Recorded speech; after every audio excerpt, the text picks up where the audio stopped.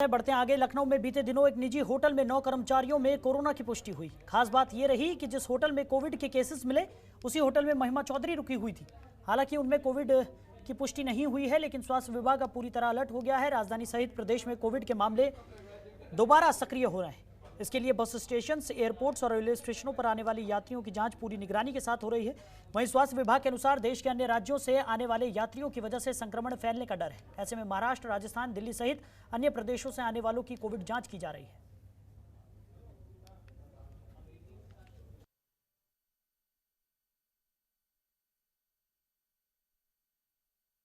इसमें तो केसेस आप पहले के कंपैरिजन में देखेंगे तो बहुत कम केसेस हो रहे हैं, और इसीलिए क्योंकि केस मिलना कोई बहुत बड़ी बात नहीं होती है, लेकिन केस को डिटेक्ट करना वो बड़ी बात होती है। कि जैसे कल होटल में 9 लोगों को केसेस पॉजिटिव मिले, तो अब उनको हम लोगों ने अलग कर दिया और उनके साथ के लोगों की भी जांच हो रही है। होटल को 48 घंटे के लिए सील कर दिया गया।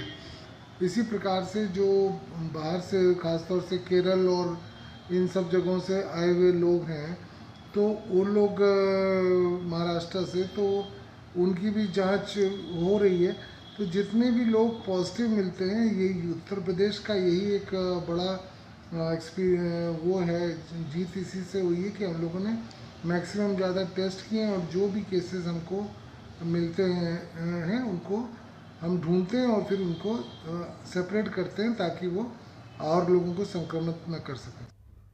तो लखनऊ में कोरोना का प्रकोप अचानक से बढ़ गया है, जिसमें प्रदेश के कंटेनमेंट जोन में 1925 कोरोना पॉजिटिव मरीज पाए गए हैं। वहीं पिछले 24 घंटे में कोरोना से संक्रमित लोगों के 77 नए मामले सामने आए हैं। इसके साथ ही प्रदेश में कुल 2025 कोरोना के एक्टिव मामले मिले हैं। इसके साथ ही अब तक 5,93,035 लोग ठीक हो चुके हैं, जिसको देखते हुए अब प्रदेश में सर्विलांस टीम के माध्यम से 1,85,769 क्षेत्रों में जांच की जा रही है।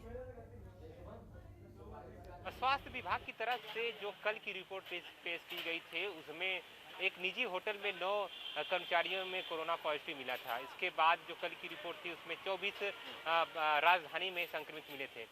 अब देखा जाए तो स्वास्थ्य विभाग की तरफ से दावा किया जा रहा था कि अन्य प्रदेश से जो आ रहे हैं, खासकर महाराष्ट्र, गुजरात से लोगों को, उनका न केवल बस स्टैंड, रेलवे स्टेशन, बल्कि एयरपोर्ट पे भी उनकी कोविड की चेकिंग की जा रही है। हालांकि कल के निजी होटल में जो एक अभिनेत्री हैं महिमा चौधरी, उनको भी शामिल होने की बात सामने आई थी। हालांकि उनकी रिपोर्ट में अभी इस तरह के खुलासा नहीं हुआ है, लेकिन जो स्वास्थ्य विभाग की तरफ से आज बात बताई गई थी, इसमें सतर्कता के साथ ही अन्य चीज़ों को भी निगरानी की जा रही है। अगर रिपोर्ट की तरफ नज़र डालें तो लखनऊ में अब तक 81,000 लोगों में कोविड की जाँच यानी पुष्टि की गई है। इसके साथ ही 80,000 से ज़्यादा लोग संक्रमित से ठीक हो चुके हैं।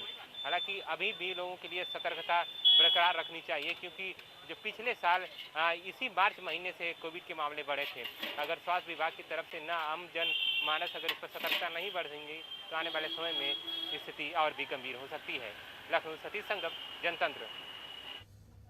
वहीं इटावा में दिल दहला देने वाला एक मामला सामने आया है, जहां एक मंदबुद्धि युवक की पीट कर हत्या कर दी गई। हत्या इसलिए की गई कि गांव के कुछ लोग मंदबुद्धि युवक को चोर समझ रहे थे और उसको मौत के घाट उतार दिया। दरअसल मामला जिले के बसरेहर थाना क्षेत्र का है, जहां पुलिस को सूचना मिली थी कि एक मंदबुद्धि युवक को गांव के ही कुछ लोगों ने पीट कर बुरी तरह से घायल कर दिया है।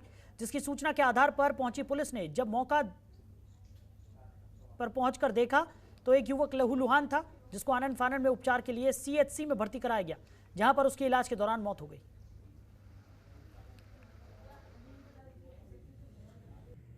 सुबह करीब 3:30 बजे के करीब बसरेहर पुलिस को एक सूचना मिली थी, जिसमें गांव सिरसा में एक चोर द्वारा भैंस खोलने का प्रयास किया गया है तथा वहां पर गांव वालों ने उसके साथ मारपीट कर दी है। इस सूचना पर तत्काल मौके पर पुलिस पहुंची। जब जा रहे थे तो रास्ते में ही कुछ लोग सिरसा गांव के घायल व्यक्ति को लेकर आ रहे थे। उनके द्वारा ही तत्काल घायल व्यक्ति को CHC बसरेहर में भर्ती कराया गया, जहां आज सुबह करीब 7 बजे उसकी मृत्यु हो गई है। क्योंकि जो मृतक व्यक्ति है वो भी सिरसा गांव के पास ही थाना भरतना क्षेत्र का गांव नालाबाग है, वहां का रहने वाला है। उसके परिजन भी आ गए थे मौके पे। मंदबुद्धि का लड़का था ये जी। पहले जन्म से, जी। वो सीधा भी था बहुत। तो ये कहीं गया होगा अपनी बहन के यहाँ, तो वहाँ गांव से उधर निकलता रहे, रास्ता पूछा इसने, रास्ता भूल गया अपने गांव का। तो इन लोगों ने सोचा कि चोर चोर कह के उसको मारने पीटने लगे, उसे मारते मारते मार डाला। तो ये मामला हुआ था। इसकी सूचना फिर पुलिस को दी गई भैया? हाँ, इसकी सूचना उन्हीं लोगों ने पुलिस दी है, चोर मैंने पकड़ लिया है। हाँ। तो पुलिस गई तो पुलिस ने कहा थे बड़ा सन्नापस्ता अवस्था में है, हाँ। इसका मेडिकल करा के दीजिए। हाँ। तब वो लोग अस्पताल में डाल के छोड़ के भाग रहे, तब तक गाँव वाले पहुँच गए पर जान। और उन्होंने रोका भाई मामला क्या है, ये चोर तो नहीं है, ये तो बस बंदी लगा है जी। तब तक पुलिस ने अपनी कार्रवाई करी, जब तहरीर दी गई तो उस हिसाब से रात में निकल आया है, इसका दिमाग से कचू हल्का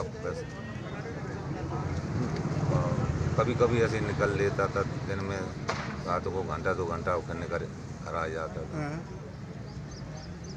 तो सिरसा में पकड़ के मार पीट करी इनकी, लाठी और पत्थर से जान से ही मार दिया। वहीं सिद्धार्थनगर के बांसी कोतवाली क्षेत्र में नदी में अधेड़ की लाश मिलने से हड़कंप मच गया। लाश मिलने की सूचना पर मौके पर पहुंची पुलिस ने लाश को निकालकर पहचान करवाई। मृतक अधेड़ की पहचान नंद कुमार के रूप में हुई। मृतक कल शाम से ही गायब था।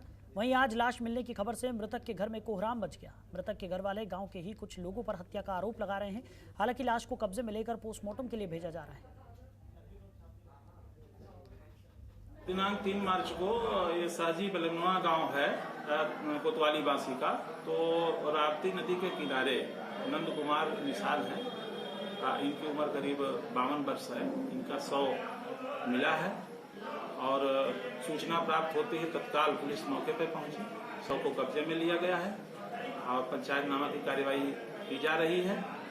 साथ में परिजनों ने उनका अपने कुछ पड़ोसियों से विवाद था, तो परिजनों ने उनके खिलाफ तहरीर दी है। उस तहरीर के आधार पर अभियोग भी पंजीकृत किया जा रहा है। कि घर बनवावत रहे, मुकदमा चल रहा है।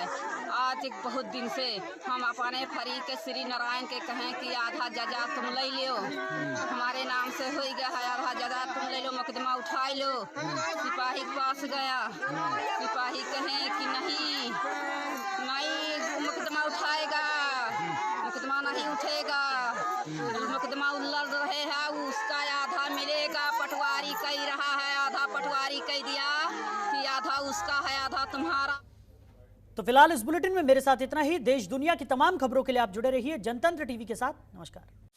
खबरों के निष्पक्ष विश्लेषण के लिए सब्सक्राइब करें Jantantra TV and press the bell icon. Never miss any update.